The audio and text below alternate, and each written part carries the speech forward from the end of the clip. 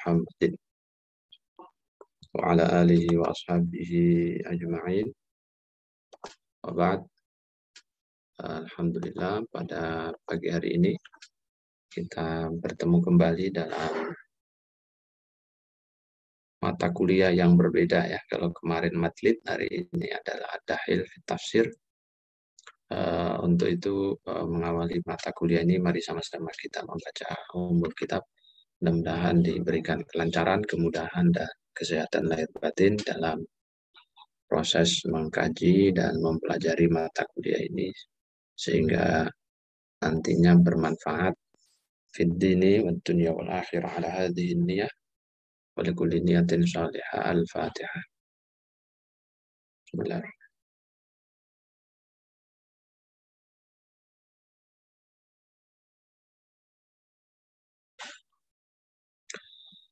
Baik, mata kuliah kita adalah Ad-Dahil fi At-Tafsir ya.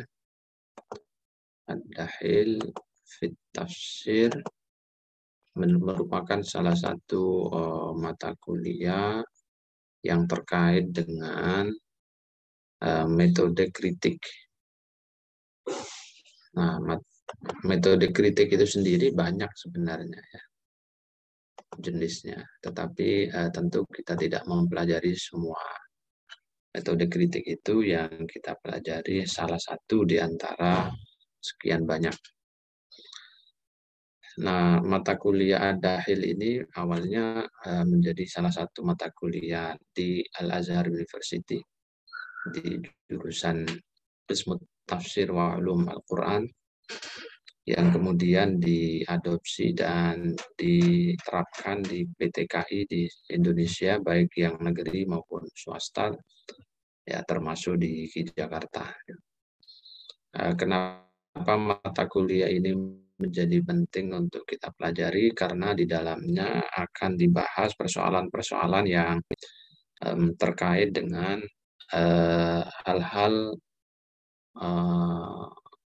dan persoalan metodologi, ya, metodologi kritisisme.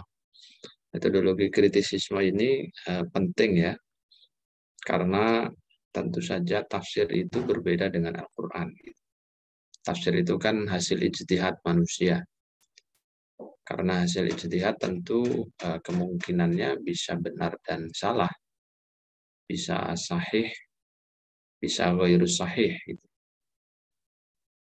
Nah, karena itu mengetahui prosedur kritik itu menjadi sesuatu yang niscaya.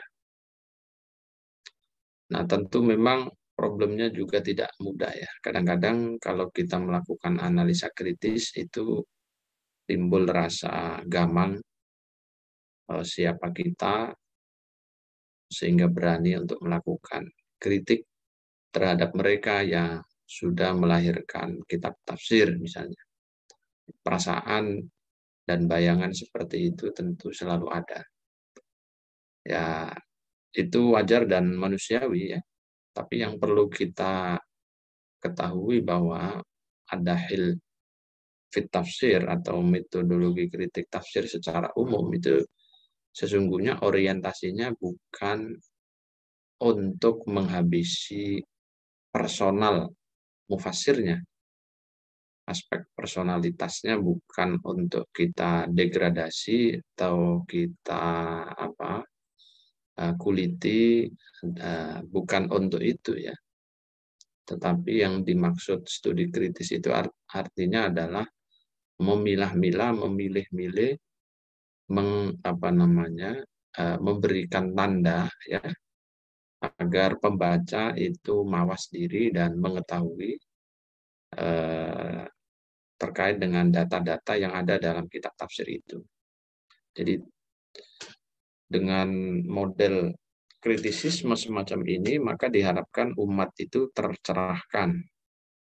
Tidak sekedar hanya comot sana-sini, tetapi tidak berpikir secara kritis dan rasional. Nah, itu yang perlu dipahami ya. Jadi bukan berarti kritik itu tujuannya adalah untuk mengurangi rasa ta'zim kita kepada para ulama, para penulis, para mufassir, tidak sama sekali ya. Kita tetap mentakdim dan mentakrim, memuliakan beliau-beliau ya, dalam arti sisi personalitasnya ya. Tetapi dalam rangka untuk kajian akademik ilmiah, produk-produk ijtihad para ulama yang kita takzimi, kita hormati itu tentu harus kita kritisi, dan kritisisme itu menjadi salah satu bentuk pentakdiman kita kepada beliau-beliau ya. Dan itulah cara yang diajarkan oleh para ulama ya kepada kita selama sekian kurun waktu secara turun-temurun. Itu bisa kita buktikan dalam karya-karya mereka ya. Jadi para ulama itu bagaimana melakukan kritik terhadap sesama ulama atau bahkan guru-guru mereka sendiri. Nah, tentu sekali lagi kritik yang dimaksud itu bukan kritik yang bersifat destruktif ya, untuk menghancurkan, tetapi yang dimaksud kritik di sini adalah kritik yang bersifat konstruktif ya, kritik yang membangun sehingga umat bisa tercerahkan melalui hasil studi kritis kita itu. Maka ad-dakhil menjadi penting ya untuk diketahui dan dipelajari. Kemudian yang perlu juga saya ingin pertegas, Anda jangan salah di dalam menulis ad-dakhil ya, terutama dalam bahasa Arabnya, karena masih banyak kadang-kadang sudah lulus mata kuliah ini, terus kita minta nulis ad-dakhil fit tafsir, cara nulisnya salah ya. Jadi dalam bahasa Arab tulisannya mata kuliah ini adalah ad-dakhil, ada yaknya setelah kha ya, panjang, ad-dakhil fit tafsir. Jadi mengikuti wazan fa'il. Fa'il ya. Fa'il itu maknanya bisa fa'il atau yang kedua bisa maf'ul. Ya. Jadi bisa subjek, bisa objek gitu. Tapi kalau ada dalnya panjang itu hanya isim fa'il. Ya. Itu hanya isim fa'il, isim yang menunjukkan pelaku. Misalnya Abdurrahman ad-Dakhil itu ya, Raja Umayyah yang mengembangkan dinasti di Spanyol, yaitu tulisannya Abdurrahman ad-Dakhil, isim fa'il ya. Tapi kalau mata kuliah ini adalah ad-Dakhil yang maknanya bisa fa'il, bisa maf'ul, walaupun memang mayoritas isi dari mata kuliah ini adalah mengkaji mengenai aspek ad-dakhil bermakna al-madhul ya, data-data asing yang diinsertkan atau dimasukkan ke dalam kitab tafsir untuk menjelaskan ayat-ayat Al-Quran. Data atau informasi yang tingkat validitasnya itu masih dipertanyakan. Bahkan dalam beberapa aspek itu ada yang hoax atau palsu gitu ya, maudhu'. Nah, itu kategorinya adalah sesuatu yang diinsertkan atau yang dimasukkan ke dalam kitab tafsir. Oleh siapa? Ya oleh mufassir. Nah, itulah yang akan diteliti, dikaji secara kritis gitu ya.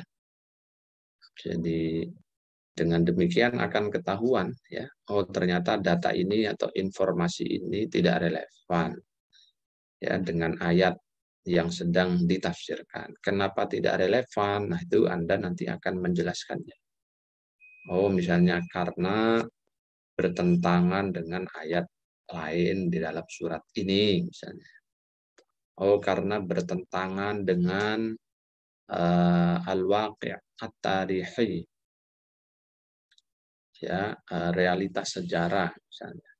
Sejarahnya mengatakan tahun sekian si fulan lahir, tapi ternyata data yang ditulis dalam tafsir itu tahunnya jauh sekali, bahkan berbeda abad. Nah, ini kan membutuhkan studi kritis ya. Kalau tidak Anda kritisi, nanti orang akan menerima begitu saja dan menjadi data yang membahayakan penerimanya, terutama penerima-penerima atau pembaca-pembaca kitab tafsir yang kategorinya awam. Kalau yang khusus seperti Anda karena takhasusnya di bidang tafsir, ya itu tidak menjadi masalah, pasti bisa mengidentifikasi. Nah, apa saja Pak yang akan kita kaji selama 1 semester ini ya? Tentu yang pertama hari ini kita kontrak perkuliahan ya, mengenalkan substansi mata kuliah, kemudian metodologi perkuliahannya bagaimana nanti akan kita jelaskan. Lalu di minggu depan ya pertemuan kedua, kelompok pertama akan mendiskusikan masalah pengertian dan karakteristik al-asil fit tafsir serta operasionalisasi metodiknya. Jadi al-asil itu apa? Al-asil itu gampangannya sesuatu yang punya sumber otoritatif. Sumbernya otoritatif ya. Bukan sumber abal-abal atau bahkan tadi hoax. Ya. Sesuatu yang sebenarnya tidak ada tapi diada-adakan. Itu kan hoax. Nah, dalam pertemuan minggu depan yang kita kaji hanya spesifik untuk mengidentifikasi sumber-sumber penafsiran yang masuk kategori al-asil atau otoritatif tadi. Apa saja bentuknya, ya kan? Lalu prosedur metodiknya bagaimana pada setiap bentuk data-data yang terkategori al-asil.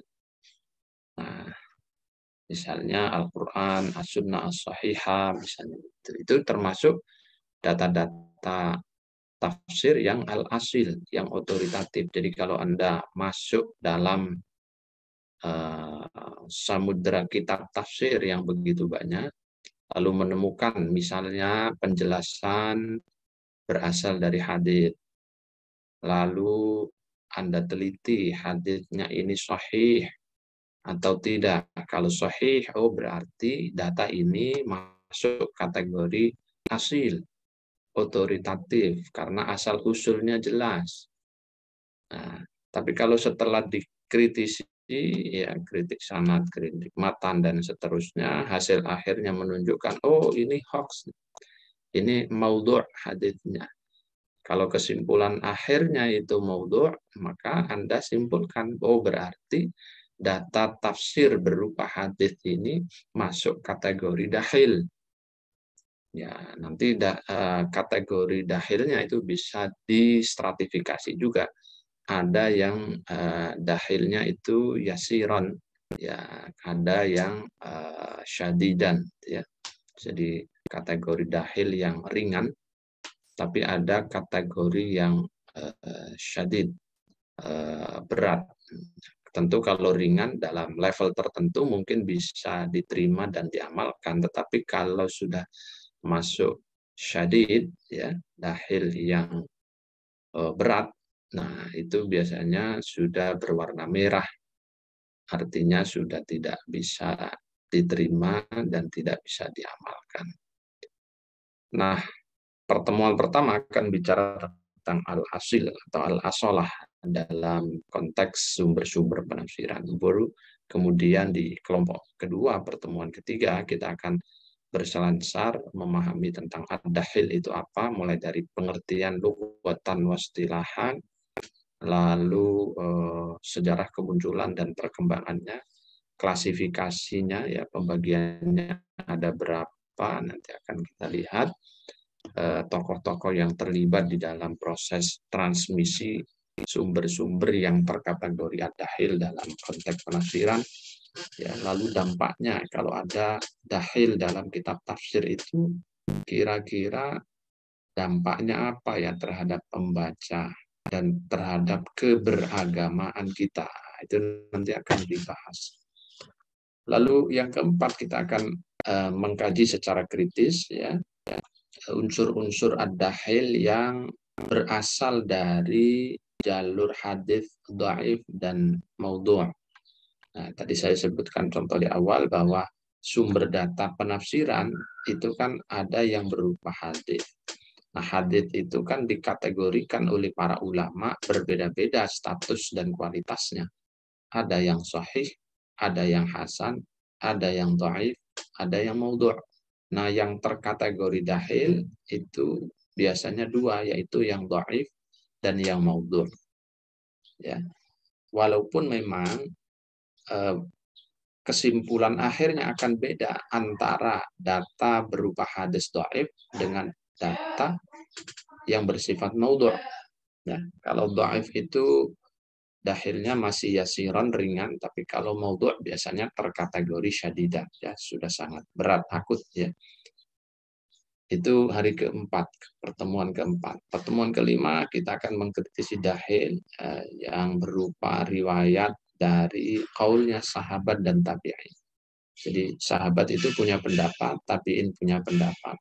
Nah, pendapat-pendapat mereka itu kan nanti dikutip oleh para mufassirin, lalu dimasukkan dalam kitab tafsir mereka. Kita kaji, apakah betul pendapat ini?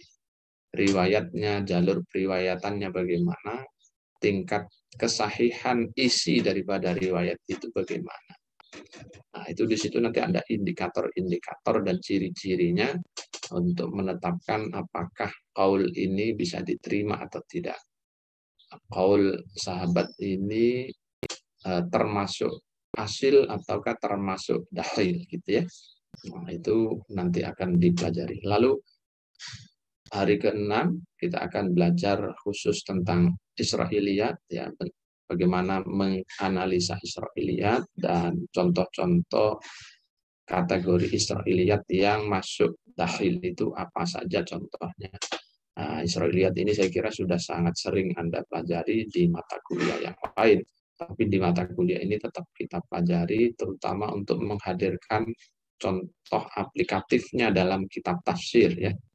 Nanti saya harapkan yang kebagian kelompok ini itu coba menghadirkan sebanyak mungkin contoh-contoh yang dikategorikan oleh para ulama ke dalam Israiliyat yang ad-dahil. Kemudian yang ketujuh, kita akan melihat tafsir Khawarij ya. Unsur-unsur ad-dahilnya seperti apa. Kedelapan tafsir Syiah, ke-10 nanti tafsir Mu'tazilah, kemudian tafsir kelompok Batiniyah, lalu ada tafsir dari Bahaiyah dan Qadianiyah. Nah, ini dua sekte tetapi kita gabung karena keterbatasan jumlah waktu pertemuan dalam semester. Lalu tafsir linguistik dan tafsir sofistik serta tafsir saintifik masing-masing akan kita bahas per pertemuan ya. Indikator-indikator di setiap jenis tafsir ini apa saja, lalu yang masuk kategori dahil ini seperti apa, yang masuk kategori hasil seperti apa. Ya, yang otoritatif bagaimana, yang tidak otoritatif bagaimana. Nah, nanti akan kita lihat di situ ya. Lalu terakhir adalah ujian akhir semester. Nah, untuk UTS di pertemuan 8 nanti kita lihat apakah berupa soal esai ataukah berupa tugas-tugas lain, nanti akan kita lihat perkembangannya. Tetapi biasanya saya minta untuk tugas-tugas ya, misalnya memperbaiki slide dan memperbaiki makalah itu atau seperti apa, biasanya itu yang saya jadikan sebagai dasar penilaian UTS-nya. Kemudian untuk penilaiannya ya sama dengan mata kuliah yang kemarin, formatif itu 30%, UTS 30%, UAS-nya 30%, jadi totalnya adalah 100%. Ini yang menentukan nanti apakah Anda mendapat nilai A, B, C atau tidak lulus di mata kuliah ad-dahil fi tafsir. Jadi tolong 3 komponen ini betul-betul dipenuhi sehingga layak untuk mendapat nilai yang terbaik. Terkait dengan makalah, ya. Nah, ini metodologi perkuliahan kita. Jadi seperti yang saya katakan, ya, jadi basisnya adalah student active learning, jadi mahasiswa yang jauh lebih aktif. Karena itu nanti tolong dibuat makalah kurang lebih 15 halaman, kemudian slide untuk memudahkan presentasi di Zoom. Makalahnya tentu ditulis dengan standar akademik ilmiah, ya, footnote-nya harus benar, kutipannya harus benar, dan seterusnya sesuai dengan pedoman yang ada, sekaligus untuk latihan bagaimana cara menulis, mengutip, dan hal-hal lainnya yang terkait dengan kepenulisan ilmiah. Pastikan itu sudah sahih, bikin slide pointersnya, kemudian nanti satu hari Anda harus sudah sampaikan di grup sehingga kawan-kawan sudah bisa menelaah dan mempelajarinya. Pada hari Selasa langsung dipresentasikan, ya, kurang lebih 15 menit begitu. Kemudian Anda diskusi 20 sampai 30 menit. Kemudian sisanya nanti akan ada catatan dan notifikasi tambahan dari saya untuk pengayaan materi, ya. Itu kira-kira penjelasan umum. Nah, untuk referensi, biasanya kalau mata kuliah ini saya sarankan Anda punya buku Ad-Dakhil fi Tafsiril Qur'anil Karim. Itu file bukunya ada di Mas Akbar, fotokopi di kampus. Silahkan Anda WA atau menghubungi beliau, lalu minta difotokopikan. Yang penting Anda transfer biaya fotokopinya, gitu ya. Sekaligus biaya kirimnya kalau Anda ada di rumah masing-masing, kan butuh pengiriman jasa posnya, gitu ya. Jangan lupa seperti itu. Yang kedua, bisa juga Anda beli buku Ad-Dakhil yang karangan saya itu di off, ya. Bisa juga di TO di toko online sudah banyak. Kalau itu versi berbahasa Indonesia, ya. Tapi kalau Ad-Dakhil fi Tafsir yang berbahasa Arab, itu yang filenya ada di Mas Akbar Fotokopi Kampus, itu tidak dijual di toko online, ya, karena itu salah satu diktat di Al-Azhar University. Jadi biasanya kakak-kakak kelas pasti minimal memiliki 2 buku itu. Buku-buku yang lain yang termaktub dalam sumber mata kuliah kita ini, itu sebagian besarnya bisa di-download di internet secara gratis. Nah, itu, ya, kenapa buku menjadi penting, karena, ya, kalau tidak ada buku nanti Anda akan copy paste saja dari tulisan orang lain. Nah, saya tidak ingin Anda copy paste, tetapi membaca secara langsung dan memahami lalu menuliskannya. Karena itu butuh keterampilan yang harus dilatih dan dipraktekkan, ya, tidak hanya teori. Yang kedua, minimal kalau udah punya buku, walaupun misalnya kopian tadi itu, ya, Anda punya kenangan. Oh, dulu pernah kuliah di IKI, ada bukunya, gitu ya. Jangan sampai nanti sampai sudah beranak pinak, punya cucu banyak, tapi tidak punya memori dengan kampus. Gara-gara apa? Ya, banyak hal. Jaketnya udah nggak muat, sehingga dikasih orang, gitu ya. Bukunya juga tidak ada, tidak pernah beli. Nah, ini kan musibah namanya. Karena itu minimal punya buku itu, dan nanti kapan hari Anda akan bisa menikmati membaca kembali memori-memori yang sudah Anda lewatkan di ya, perkuliahan separuh offline dan separuhnya online, ya, karena pandemi, gitu. Saya kira begitu penjelasan umum, ya, tentang mata kuliah ini. Nanti silabinya akan saya share ke ketua kelas atau ke PJ untuk dibagikan ke kawan-kawan.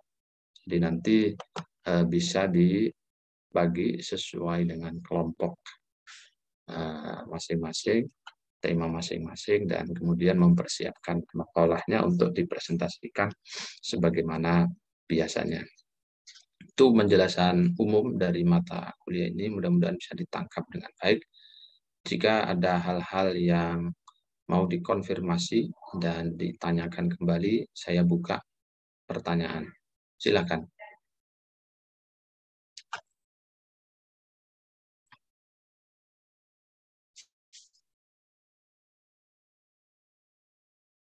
Halo?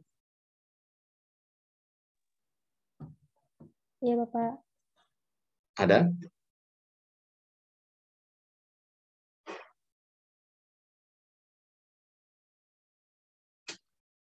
Nggak ada ya? Ya, sudah cukup jelas ya, Pak. Ya, cukup jelas semua ini. Jelas aja semua. Biar cepat. Oke.